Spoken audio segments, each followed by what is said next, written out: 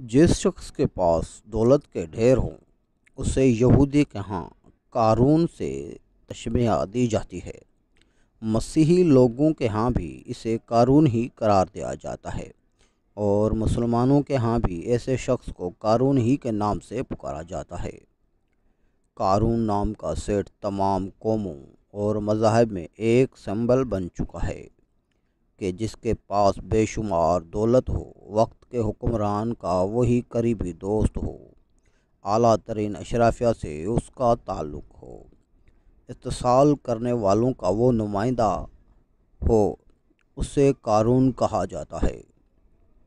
ہر ایسے شخص کو قارون اسی لیے کہا جاتا ہے کہ قارون ایسا ہی ایک شخص تھا۔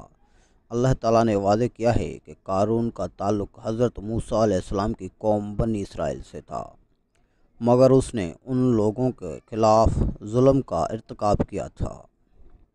بعض روایات کے مطابق قارون حضرت موسیٰ علیہ السلام کا چچا زاد بھائی تھا، اور بظاہر اس نے آپ کا دین بھی قبول کر لیا تھا۔ نماز پڑھتا تھا تو رات پڑھتا، لیکن ریاکار اور کمزور عقیدہ کا انسان تھا۔ چاہتا تھا کہ لوگ اسے خوش فہمی میں رکھیں تاکہ انہیں فریب دے سکے۔ قارون فصلوں کی پیشگی سستا خرید لیتا تھا اور بعد میں انہیں مہنگے داموں فروخت کرتا تھا۔ معاملات میں کم تولتا، دھوکہ اور بے انصافی کرتا، سود کھاتا اور جتنا ہو سکتا تھا لوگوں پر ظلم کیا کرتا تھا۔ اسی قسم کے کاموں سے بہت زیادہ دولت اکٹھی کر لی تھی اور اسے ہر چیز سے زیادہ عزیز رکھتا تھا۔ قارون خدا پرست نہ تھا بلکہ دولت پرست تھا۔ اسے اپنی دولت عیش و عشرت خرچ کرتا تھا، بہت عمدہ محل بنایا اور ان کے در و دیوار کو سونے اور مختلف اقسام کے جواہرات سے مزین کیا، حتیٰ کہ اپنے گھوڑوں اور اونٹوں کو سونے اور جواہرات سے مزین کیا۔ اس کے خزانوں کے بارے میں اللہ تعالیٰ بتلاتے ہیں، ہم نے اسے اس قدر خزانے دیے تھے کہ اس کے خزانوں کی چابیوں کو طاقتور مردوں کی ایک جماعت مشکل سے اٹھاتی تھی۔ اللہ تعالیٰ نے خزانے اٹھانے والی جماعت یا گروہ کے لیے اسبتا کا لفظ استعمال کیا ہے۔ امام جمال الدین ابن منظور اپنے شرح آفاق عربی لغت کی کتاب لسان العرب میں لکھتے ہیں کہ 10 سے لے کر 40 بندوں کی جماعت کو اسبتا کہا جاتا ہے۔ اب نہ 10 اور نہ 40، ہم اوسطاً 20 افراد مراد لے لیتے ہیں کہ خزانوں کی چابیوں کو 20 طاقتور اشخاص اٹھاتے تھے۔ اس دور کا طاقتور آدمی یقیناً بہت زیادہ وزن اٹھاتا ہوگا، مگر ہم اپنے آج کے دور کا طاقتور مزدور، جسے پلے دار کہا جاتا ہے، مراد لے لیتے ہیں، جو 2.5 من یعنی 100 کلو وزن کی بوری آرام سے اٹھا لیتا ہے۔ یوں خزانوں کی چابیوں کا وزن 2000 کلو گرام بن جاتا ہے، یعنی یہ وزن 50 من سے زیادہ کا بن جاتا ہے۔ اب اندازہ لگایا جا سکتا ہے کہ قارون کا ایک گودام نہ جانے کتنا لمبا چوڑا ہوگا۔ اس کا ایک آہنی دروازہ ہوگا، اور اس دروازے کو ایک چابی لگا کر کھولا جائے تو اس میں گندم، دوسرے کو چابی لگا کر کھولا جائے تو اس میں گھی اور زیتون جیسی روغنیات، تیسرے گودام کو کھولا جائے تو سونے کی اینٹیں، اور چوتھے کو کھولا جائے تو چاندی کے بکس، پانچویں کو کھولا جائے تو ہیرے جواہرات۔ الغرض 2000 کلو گرام یعنی 50 من کی 2000 کلو گرام یعنی 50 من وزن کی چابیاں۔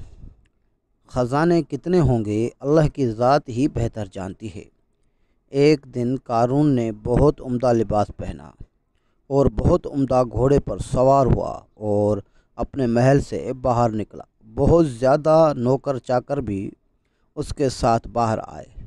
لوگ قارون کی عظمت و شکوہ کو دیکھنے کے لیے راستے میں کھڑے تھے اور اس قدر سونے اور جواہرات کو دیکھنے پر حسرت کر رہے تھے۔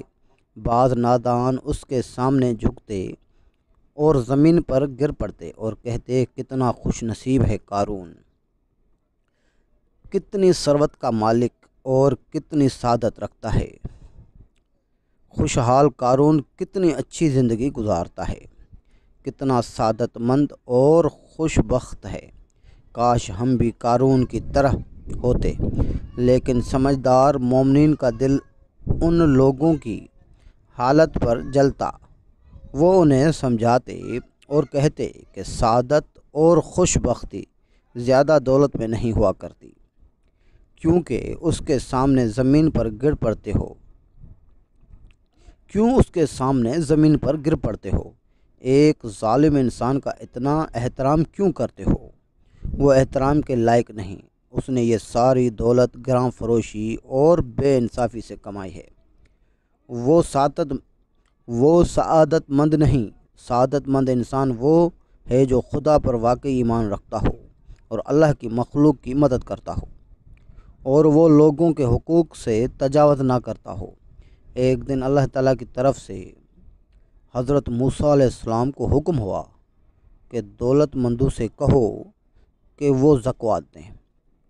حضرت موسیٰ علیہ السلام نے اللہ کا حکم دولت مندوں کو سنایا اور قارون کو بھی اطلاع دی کہ دوسروں کی طرح اپنے مال کی زکوٰۃ دے۔ اس سے قارون بہت ناراض ہوا اور سخت لہجے میں حضرت موسیٰ علیہ السلام سے کہا، زکوٰۃ کیا ہے؟ کس دلیل سے اپنی دولت دوسروں کو دوں؟ وہ بھی جائیں اور کام کریں اور محنت کریں تاکہ دولت کمائیں۔ حضرت موسیٰ علیہ السلام نے فرمایا، زکوٰۃ یعنی اتنی بڑی دولت کا ایک حصہ غریبوں اور ناداروں کو دے دے تاکہ وہ بھی زندگی گزار سکیں۔ چونکہ تم شہر میں رہتے ہو اور معاشرے کے فرد ہو اور ان کی مدد سے اتنی کثیر دولت اکٹھی کی ہے، اگر وہ تیری مدد نہ کرتے تو ہرگز اتنی دولت نہیں کما سکتا تھا۔ مثلاً اگر تو بیابان کے وسط میں تنہا زندگی بسر کرتا تو ہرگز اتنا بڑا محل نہ بنا سکتا اور باغ آباد نہ کر سکتا۔ یہ دولت جو تو نے حاصل کی ہے، ان لوگوں کی مدد سے حاصل کی ہے، پس سے دولت کا کچھ حصہ بھی انہیں نہیں دے رہا، بلکہ ان کے اپنے حق اور مال کو زکوٰۃ کے نام سے انہیں واپس کر رہا ہے۔ لیکن قارون نے حضرت موسیٰ علیہ السلام کی دلیل کی طرف توجہ نہ دی اور کہا، اے موسیٰ علیہ السلام، یہ کیسی بات ہے کہ تم کہہ رہے ہو زکوٰۃ کیا ہے؟ ہم نے برا کام کیا کہ تم پر ایمان لے آئے؟ کیا ہم نے گناہ کیا ہے کہ نماز پڑھتے ہیں اور اب آپ کو خراج بھی دیں؟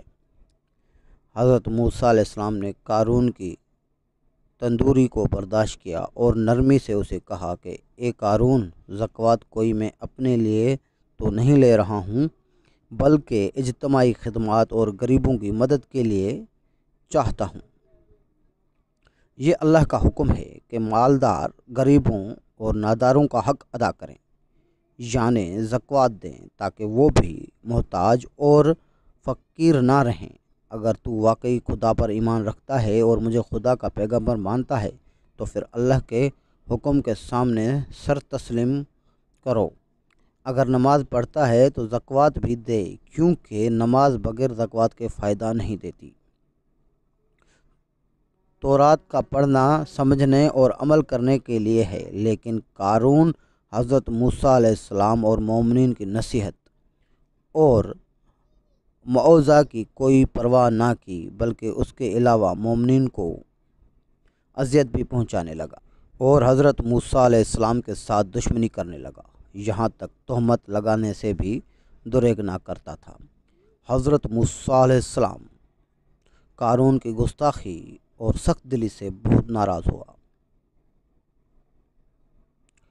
اور آپ کا دل ٹوٹا اور خداوند عالم سے درخواست کی کہ اس حریص اور ظالم انسان کو اس کے اعمال کی سزا دے۔ حضرت موسیٰ علیہ السلام کی دعا قبول ہوئی۔ اللہ کے حکم سے زمین لرزی اور ایک شدید زلزلہ آیا اور ایک لہجے میں قارون کا محل ویران اور زمین بوس ہو گیا، اور قارون کو محل سمیت زمین نگل گئی اور اس حریص کے ظلم کا خاتمہ کر دیا۔ قارون خالی ہاتھ آخرت کی طرف روانہ ہوا تاکہ وہ اپنے برے کاموں کی سزا کو دیکھے اور اس سے عذاب دیا جائے کہ آخرت کا عذاب سخت اور دائمی ہے۔ اس وقت وہ لوگ جو قارون کو سعادت مند سمجھتے تھے اور اس کی دولت کی آرزو کرتے تھے، اپنی غلطی کی طرف متوجہ ہوئے اور توبہ کی اور کہا کتنی بری عاقبت اور برا انجام ہے۔ یہ قارون نے اپنے مال کو اپنے ہاتھ سے نہ دیا اور خالی ہاتھ اور گناہ گار آخرت کی طرف روانہ ہوا تاکہ اپنے کیے کے عذاب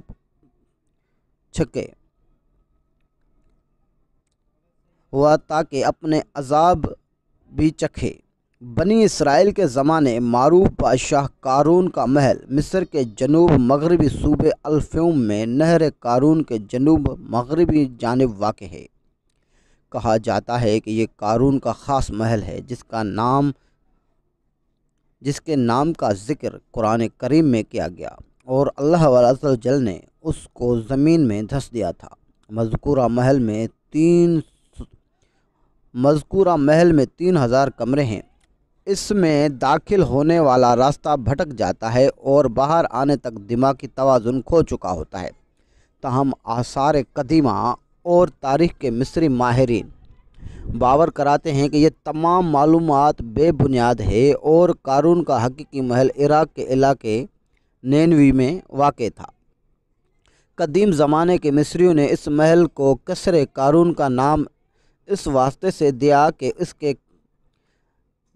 اس کے پڑوس میں نہر قارون واقع ہے۔ اس نہر کو یہ نام اس کی کثرت تلاطم کی وجہ سے دیا گیا۔ ابتدا میں اس کو نہر قارون کا نام دیا گیا جو بعد میں بگڑ کر نہر قارون ہو گیا۔